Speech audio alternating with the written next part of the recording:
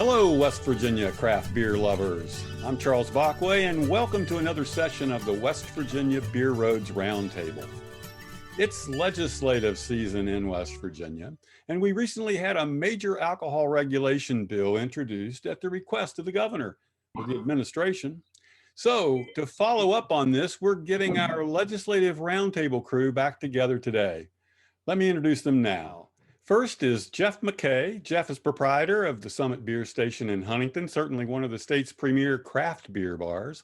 And he's also beverage director for the Rails and Ales Craft Beer Festival in Huntington. And Jeff, welcome back to West Virginia Beer Roads Roundtable. Yeah, thanks for having me, Charles.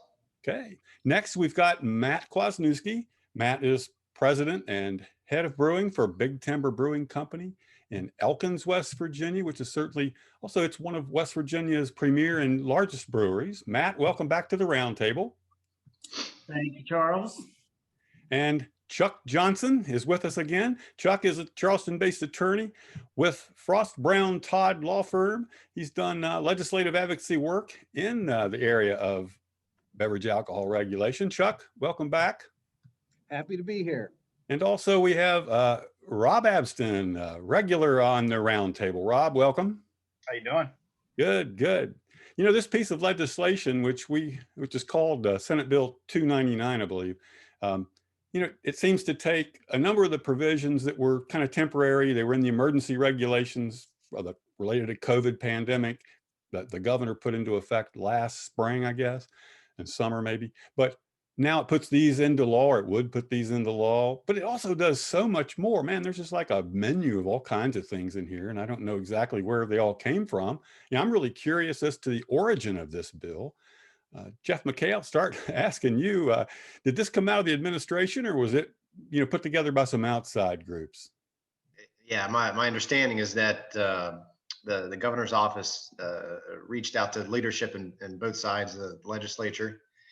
And through that, the Hospitality Association, who also worked on the last few executive orders that helped out bars and restaurants, was involved in this. And my guess is that they wrote the lion's share of this bill. And I was glad to see them involved again, because we have certainly a shortage of associations and special interest groups to help us. Anyone else have anything to add to that, or any information on it? I do. Not as to the origin, but the ideas. If you remember in the Farm to Bottle Summit we had in December, I mean, this was the legislative wish list. With the industry getting together and having ideas as a result of COVID, there was a lot of ideas shared, and these ideas have now come to fruition with the bill. So we're happy to see it. Well, to cover the significance of it, I'd like to kind of break it into some of the sections and topics that are kind of naturally flow together within it. It'd make more sense and probably easier for people to follow if we break it up into kind of congruent sections, or whatever you want to call it. And I want to start with the part that affects our on-premise licensees, which a lot of this bill certainly does, and what we really, known as our bars and restaurants and private clubs. And for this part, I want to start with Jeff McKay. So Jeff, give me your highlights on the bill as it affects bars and restaurants. I think that the overall theme for how they've attempted to help bars and restaurants is to kind of shave away some of the regressive policies that we've had to deal with over the years. One of the more notable being complimentary samples of alcohol. And I think that's one small thing that can impact your sales immensely, in that you can convince somebody to purchase a beverage or buy a growler simply from that taste, which for the past several years has not been legal for whatever silly reason. Beyond that, there are other, provisions in this bill that would allow for that temporary outdoor dining permit to be permanent. So I had been working on that aspect of it, unbeknownst to what the Hospitality Association was doing, and we were trying to leverage home rule to hopefully accomplish that. But this bill will go above and beyond and just automatically allow that permission. Um, and related to that, I've been in contact with some of the delegates involved in that committee, and we're trying to expand that provision to allow cities and municipalities to decide how they enforce that, so that it's not just some blanket enforcement from Charleston. I mean, the needs of Huntington are much different than the needs of someplace like Ravenswood. So I think that that's one big thing that we have to leverage. And in addition to that, there's also a provision that allows for a non-contiguous dining area, which has been a huge hurdle for me in particular at Summit, because I don't have space for a contiguous sidewalk seating. So this would allow us possibly to be on the opposite side of the sidewalk, which they allowed us temporarily, but we're going to refuse us permanently. Let me ask you this, Jeff. If Yeah. Are the way is the way that it's written in there currently, with the kind of amount of food or any of that kind of stuff, or how they have food, is that okay with you as a bar and restaurant owner? No, no, not at all. So I'm pulling up some text chains here to go over what we've been discussing within that committee. One of the other the food issue is something that needs to go entirely, and that does deal with the home delivery and the to-go sales of cocktails and liquor. They want a $15 food purchase, either to go or within the restaurant itself that you've already consumed yourself. Nobody is going to take advantage of that, I don't think. And if they do, they're going to find a workaround for it. And it talks about the fact that the liquor drinks and cocktails and wine has to be in a sealed container. How do you seal up? I mean, is it clear to you how you would seal up a cocktail? Yeah, I think that's simple. That I can't remember what the company is, but it's called a Twisty Crowler. We use it, and it's a sealable crowler that has some sort of oxygen absorbing liner on the inside that saves whatever beverage that's in it. And you can have a growler just like you do a beer growler or a wine growler. Yeah. No, we're talking about a cocktail though. It's like an 8-ounce drink. There's nothing wrong with having a quart of Bloody Marys or something like that. Yeah. Well, this bill would allow for wine and cider growlers as well. So it's not even just right. Sealed containers of cocktails. Matt Kwasniewski, let me bring you into this conversation. All the breweries have tap rooms pretty much, and they're also restaurants, and a lot of them have liquor licenses too, and things like that. What's your all's reaction to those kind of things that Jeff was just talking about? I can't speak for everybody. The guild's been a little quiet. We've been talking about this issue, but I haven't gotten a lot of feedback. But I mean, as far as my opinion on the matter is that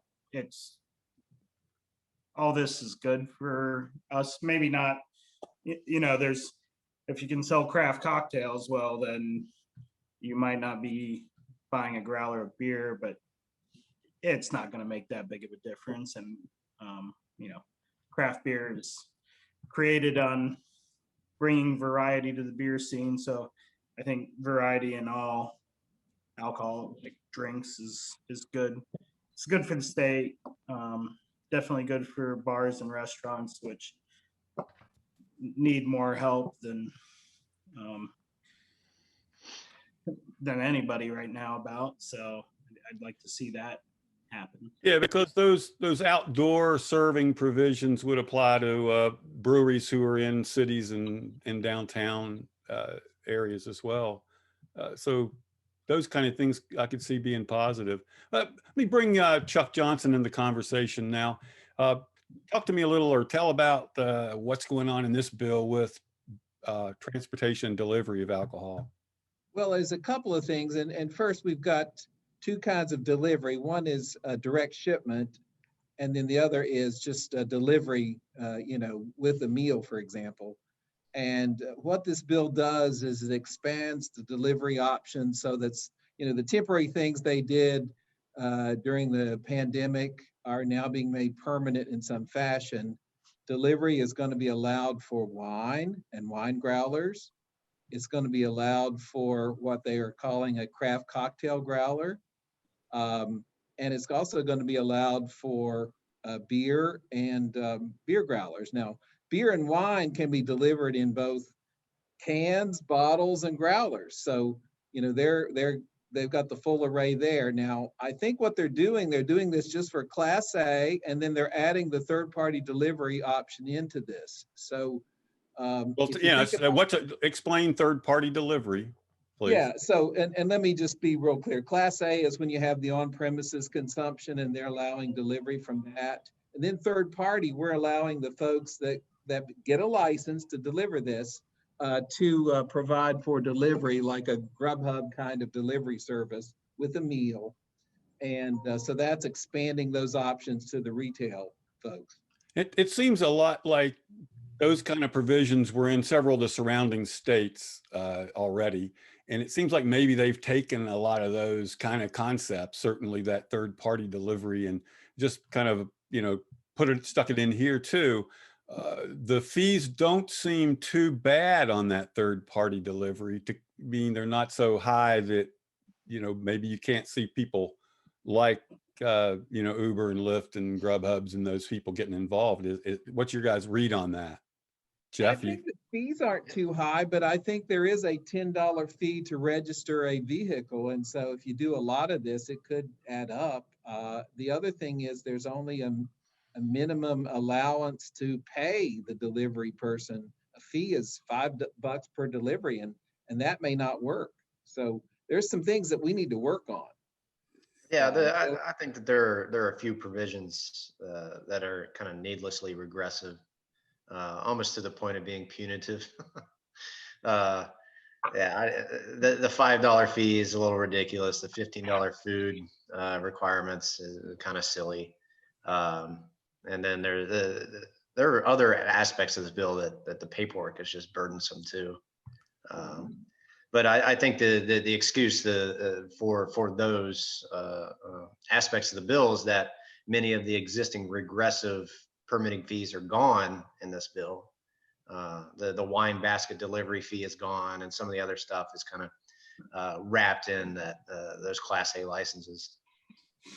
Yeah, so I guess we'd sum it up. We'd say there's good and bad in the bills. A lot of the concepts are certainly good. Maybe they're a little onerous at some of the red tape you have to go through. I certainly noticed a lot of, you know, that, but that's the way most of our alcohol laws are already, right? I mean, that's kind of. Well, the one thing that came to mind immediately when I read that bill was the ability to batch cocktails. And I thought to myself, finally, after all these years, we can finally batch cocktails in West Virginia. And I got to the section where they want you to have a lab analysis of the alcohol content of every batch cocktail.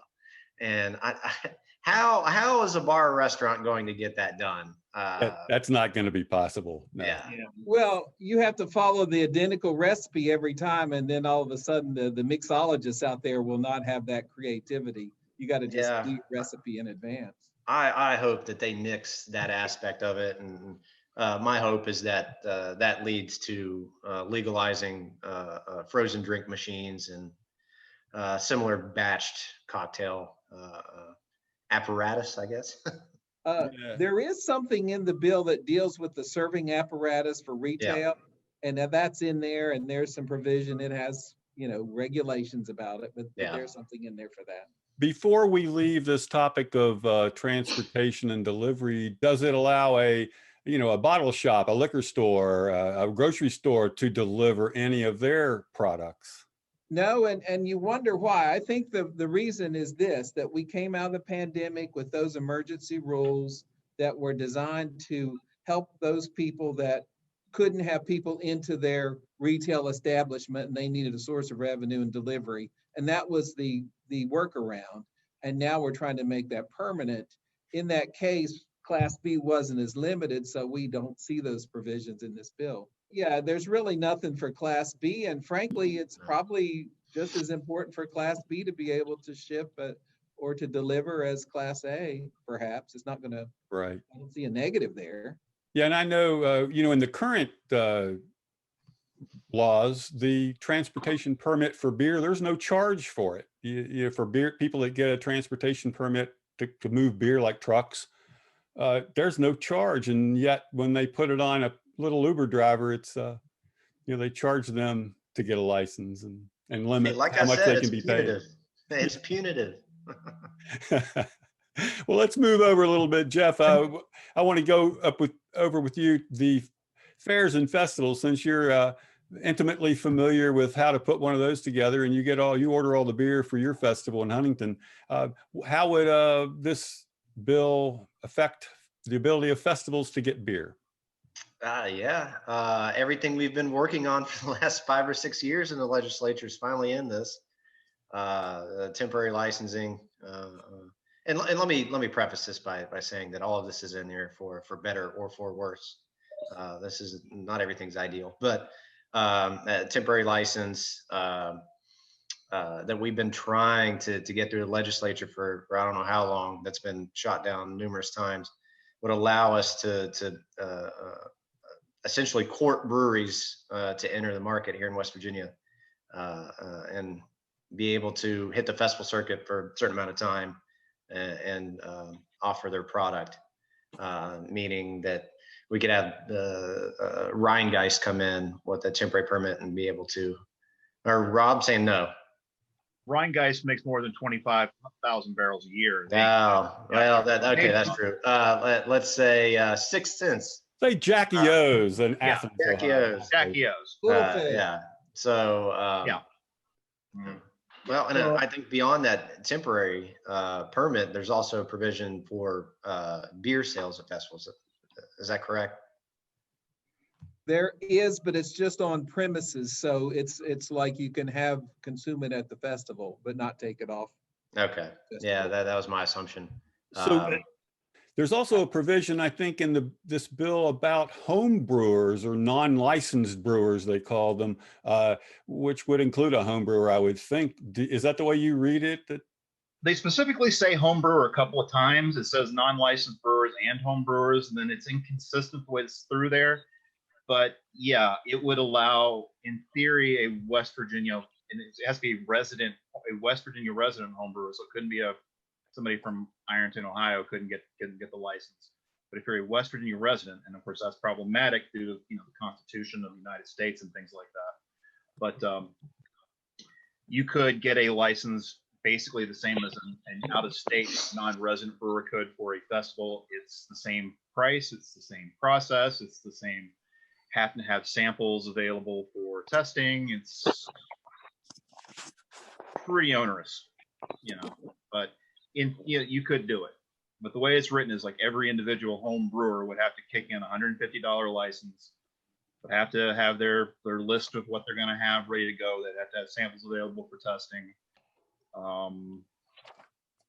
But yeah, but in theory, if Rails and Ales wants to have a homebrew section, anybody that wants to cough up the money, go through the process, and everything else would be able to then showcase their beer, provided they meet everything else. So it's a small step forward. It's got a whole bunch of baggage hanging off of it that doesn't need to be there. So maybe it's a good thought, but not workable the way it's written, really, is what you're saying, I think. Absolutely. Yeah. So something like, say, that homebrew festival that Huntington ran for a couple of years back in the mid-teens, that would not be feasible. That still would not work under this. Essentially, it's like I said, it's a nice idea. It's not going to actually improve anything for anybody except for maybe a rich hobbyist who wants to go out there and show everybody how awesome a brewer he or she is. Rob, is the idea that you're going to test, if you're a home brewer, want to become a craft brewer, you're going to test your beer at a festival? Or if you're an out-of-state brewer that's not licensed here, the same thing? Yeah, kind of. I mean, there are some people that want to do that, sure. But I mean, most home brewers I know really don't want to quit their jobs and become brewers because they realize, they might have 10 or 15 years ago. Now that they see the people have actually gone and done that it's a really hard job. That doesn't, and the gold rush is kind of over. So, I don't know many people that are willing to do that anymore. Now you get some people that are, but it's not as many as it used to be. Put it that way. Hey, Chuck, I want to before we get too far along, move over and get away from the brewing and beer just a minute, because this bill also covers provisions for wineries, cideries. It has a bunch of stuff in there, and even small distilleries, which are pretty significant in what it does. Could you give us a couple of highlights of those things? Yeah, I'll try to be brief, but there are provisions for distilleries that allow for direct shipping. And what that would allow them to do is to directly ship to West Virginia residents that are over 21, and also to ship out of state as long as that state has reciprocity and allows that shipment to be shipped there. And there have to be maybe a license in that state as well, normally. So the direct shipment of liquor is a big thing. It's not been allowed before, and it would allow also participation in some of the clubs that you can get wide access to liquor. It would allow the West Virginia distilleries to get exposure beyond West Virginia. And well, let me ask you this: one thing they were always wanting, these small distilleries, is that they'd like to be able to direct sell, like breweries and wineries do. They want to direct sell to a private club, a restaurant, a bar, or does it affect that? Does it allow that? well, that is not in this bill. There is a separate bill that would allow that to local retail from a distillery. That's a separate bill that's been filed, and I can give you the bill number. No, that's fine. It's fine. We don't need a number. And so that's not allowed in this bill. And then Let's go over- wineries. Yeah, go ahead. wineries and cideries. I know there's a bunch in there. Yeah, they can now have off-premises sale of wine growlers, and they have always had the ability to direct ship. So that's preserved, and that's sort of the model for the other shipments. There's no direct shipment for beer, but they do. There is expanded delivery for beer from the retail establishments and third parties. That's helpful to the beer. Now, it also looks like this bill just pretty much took the bill that passed last year on cideries, which restructured the way they're taxed and organized and their license. It seems like it took that bill, which the governor vetoed, and just basically threw the provisions into this bill. Is that true, or explain that? Well, it's partially true. What they did is they pulled the hard cider bill into this, but they fixed the tax provisions that were possibly the reason for the veto. So they fixed how that is being taxed. And so now they define hard cider and allow any farm winery to manufacture hard cider, but it's taxed differently. Instead of the liter tax, there is a hard cider tax. It does allow for the credit for the federal excise tax to be a credit against the West Virginia hard cider tax. It's more competitive with beer on the tax side. And they also have some ability to promote the growth of cider apples and pears in West Virginia on the agricultural side. So it's a pretty progressive bill, but they fixed the tax issues. Okay, does anyone else have a comment on the cideries and distilleries sections or parts? One thing that they did provide, and it's repeated multiple times, is that now distilleries, wineries, cideries, and breweries can all be operated by the same owners, and from what I understand, in the same location. So, which was something that held back breweries from doing cider or vice versa. So, not that I think anybody was really pressing for that. Like, they wanted to do it. It was something that we were always kind of curious, just to do something for, like, it'd be a good gluten-free option in the tap room or whatnot, but I couldn't put apples in my fermenter without making it 51% grain. So they had a bill last year that some people thought it said that breweries could manufacture, could distill, but the ABCA interpreted that to not include the brew pubs. And so that may be fixed here. I'm hoping it is. We might want to see what their interpretation is. Yeah, Matt, would you cover a few things maybe that aren't in this bill, a couple provisions that some of the brewers would like to see? yeah, I know that a lot of the breweries would definitely like to see direct shipment, whether it be in out of state only, but the goal would be anywhere that allows it. And then I know the wholesalers don't really like to see that, but we're not gonna, I wouldn't think we would sell that much IPA direct shipment. It's not cost effective, eco-conscious. It's a lot of work, but it's more if you're looking for like specialty beers. I know like we have 13, 14 distributors in West Virginia. We only distribute it in West Virginia, but there's some distributors that they're not going to pick up a case of Imperial Stout just because it'll sit in a store somewhere if they can even find one to buy it.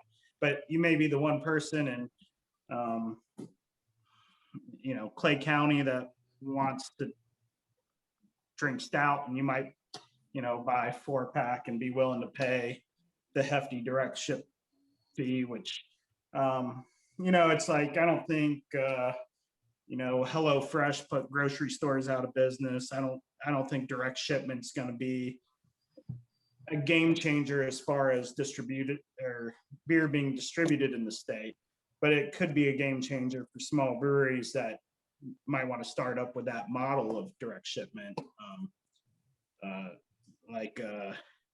The former brewer at Jackie O's, that's what he's doing in California now. And I think somebody could make a living direct shipping, 50 barrels of beer a year in West Virginia.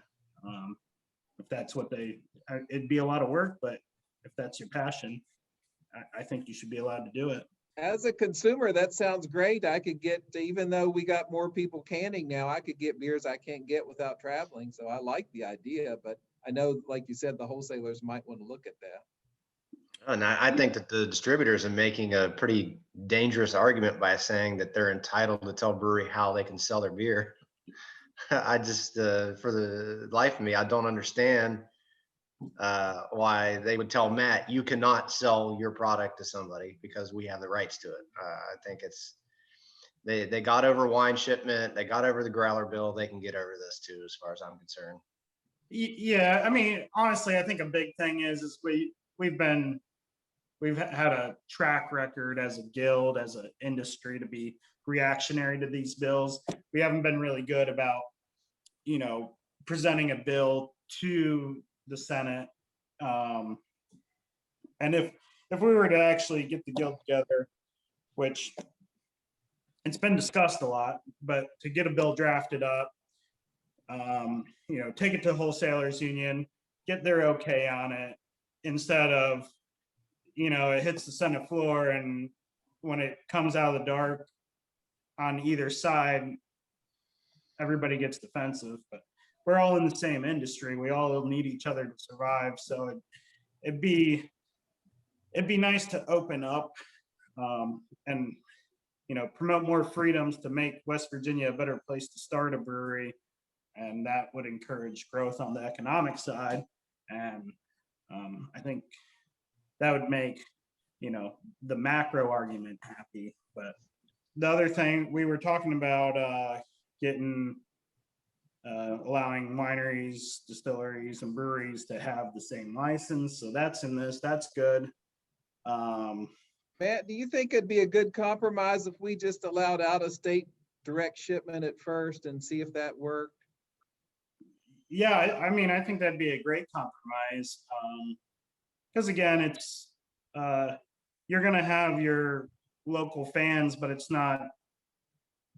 If somebody buys a 4-pack or 6-pack a night, I don't think they're gonna be buying a direct shipment every night of that beer. It's just, it doesn't make any sense. On the economic side, it's more of a treat. So like, I know we get people that like to move away and they want our beer, and it'd be nice to be able to send it to them. And there's like packaging, when you look at it, like distributors are good at what they do. They move beer. It's just like there's food distributors. It's, the direct shipment food side of things, like HelloFresh and Butcher Box and all those, I don't think it's necessarily changed any brick and mortar establishment that much. I think it's just gives people options, which people like having options. And I was just gonna say, like, and I would hope that if with the state would pass the in-state beer shipments, because again, I don't think it's gonna change that much. It'll just give you access to variety. I mean, I know we get stuck in our bubble here sometimes, and like I don't get out and get to try what's new, and it'd be nice to get a box once a month or something. And it's not gonna be a huge dent as far as what's going on distribution, but it would create more money for the state. And there's a whole bevy of new private club licenses, but one of them is sort of an issue that we might want to talk about. We've got all these private tennis club licenses and wedding barns and private club bars now and restaurants and caterer. You can have a private caterer club license, but they have something, and so those are expanding what you can do on the private club side. But there's something called a private manufacturer club, and that's for distilleries, mini distilleries, micro distilleries, wineries, farm wineries, breweries. You know, it just sort of lets people have a private club and have on-premises sales at their manufacturing facility. It sounds great. I think, Chuck, that's primarily for the small distillers. They were not allowed in the code to have a on-premise consumption. This changes that probably and allows them to have a private club, because you could always, well, maybe wineries too, but you know, the brewery tap rooms could always get a private club license. Well, I shouldn't say always, but they do. Well, it sounds like it does expand it, like you said, Charles, but one of the requirements is you have to have between 1 acre and 20 acres owned or leased with your facility. And so I'm just looking at that saying, who does that include? Yeah, when I was looking at that too, and it was like, I mean, we sell more beer than any brewery in state, and we do it under an acre. So we're on like 0.77 acres. So I don't know who that, like, I understand if you have a big complex, but there's several breweries I think that have more than an acre, but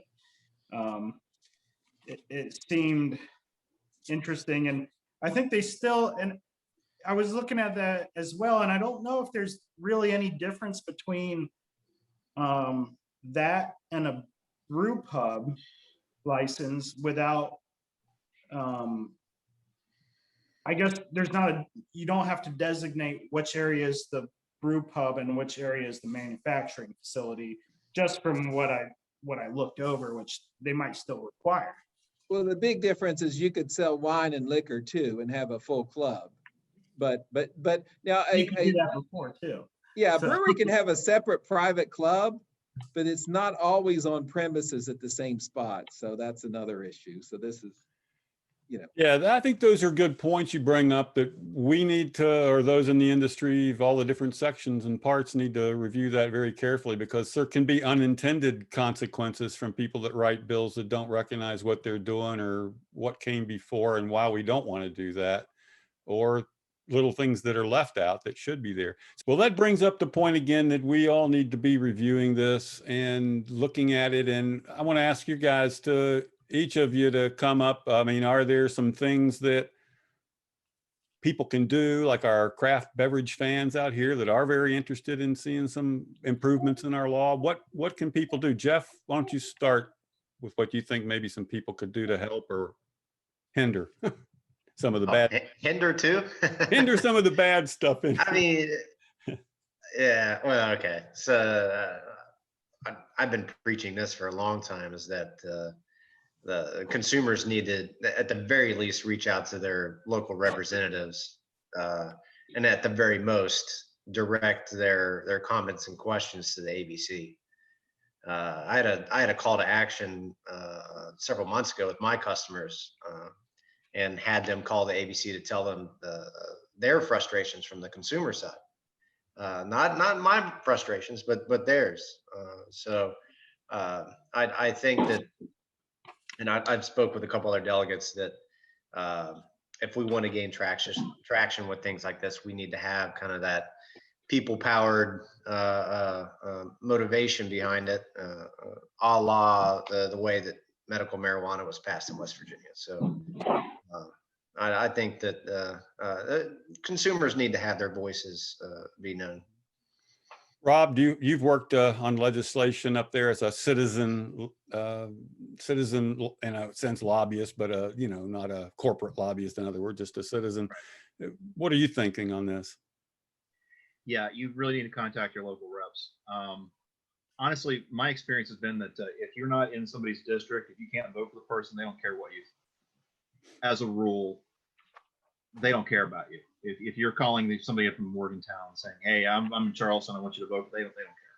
But your person in Charleston, your person in 8th senatorial district, anything like that, if you're their actual constituent, they actually will pay attention to you. They might not vote your way, but they'll at least give you 5 minutes and let you vent or make your opinion. And I'm going to say to everybody that's out there that's interested in home brewing, this is not the way the home brewing license is wrapped up in this. I'm not happy with it, and I think it probably should be at this point either opposed or greatly reworked. I'm going to look at it and see if I can come up with some alternative language and maybe suggest to some people. But as of right now, contact your local man or woman legislator. Hmm. Chuck, I'm going to give you the final word on this lobbying and what we can do as citizens to help advance some of the good concepts here. Well, we have a lot of new ideas that, frankly, I'm glad to see that are rolled out in the regulatory framework. Direct shipping and delivery, having some parity, off-premises dining, expansion of the kind of delivery and growlers for wine, growlers for craft cocktails. And so we need to try to preserve the best parts of this bill and build upon it. I think it's really showing that the folks in West Virginia are willing to innovate and modernize our laws to make it more easy for the craft spirits industry. And so I think we just have to try to get as much of this passed as possible with some improvements and build on it. Mm-hmm. Well, I think we've covered a little bit of everything in this bill, and that's in the bill, and it kind of, the weeds get tall in here. There's a ton of stuff in there and some things we didn't talk about tonight, but I think we hit the highlights, and hopefully we'll have some more, and maybe even on Brilliant Stream, hopefully we can, if some of you guys put out some ideas on this, we'll report them and maybe come up with some positive things that people can look to and call their legislators or write them to, support certain types of provisions that we see as really good from this. I mean, Jeff, one last thing, you've been working on some other stuff legislatively. Is there something you'd like to report before we close on any other provisions that you're looking at again? Yeah, I think namely, if we're going to wrap this discussion up about this bill, that the traction that we're going to gain out of this is through House Bill 2025. So that's where this is going to go.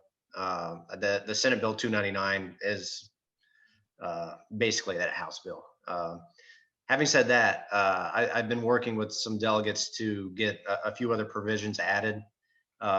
One big one is a self-serve on-premise license that would allow for some of those automated tap rooms where you can go in and have your set 24 ounces of beer or whatever, and you can sample to your heart's content.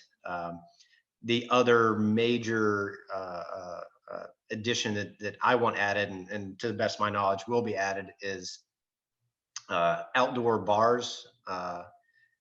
Currently, you can only dispense beer. We are looking to add wine, cider, and liquor to outdoor bars as well. So I think that's a huge step in the right direction if we're going to allow those additional outdoor dining permits that we need to follow suit with that and allow the bars or certain, I guess, a structure outside to exist that you can sit at and drink at. Other kind of minor things is just fine tuning a lot of the direct shipping things we've talked about.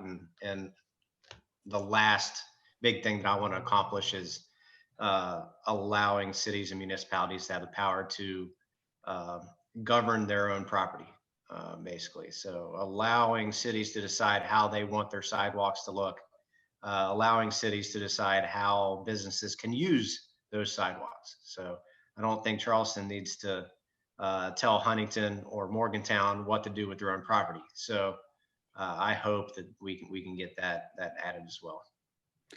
Those are all excellent concepts. And I think talking with the good provisions that we're talking about from this bill, as well as that kind of stuff and what Matt mentioned for breweries, we're looking at a lot of things that can help make West Virginia a more attractive place to do business in craft beverages, and not only to manufacture, but to sell, whether it be on premise or off premise. And that's what we're looking for. And yeah, I agree completely. And I've been telling my customers the last couple of weeks that once they saw this bill, that we would without a doubt be one of the more progressive states in the country with alcohol. And I can't believe that I was even saying that, but it's true. If we pass this, we will rival the best states in the country for things like this. Jeff, I think it's definitely a surprise to see craft cocktail growlers in the bill. So I agree with you, and hopefully we can innovate a little bit here. It's about time we modernize these things. All right, well, that brings us to the close of this roundtable session. I want to thank Chuck Johnson, Jeff McKay, Matt Kwasniewski, Rob Abston, all for being on our roundtable again, the second one we've done on legislation and on issues. And maybe we'll get to come back here later or after the session and talk about some positive things that got passed. We can only hope. So again, thank you guys for being on West Virginia Beer Roads today. Thank you.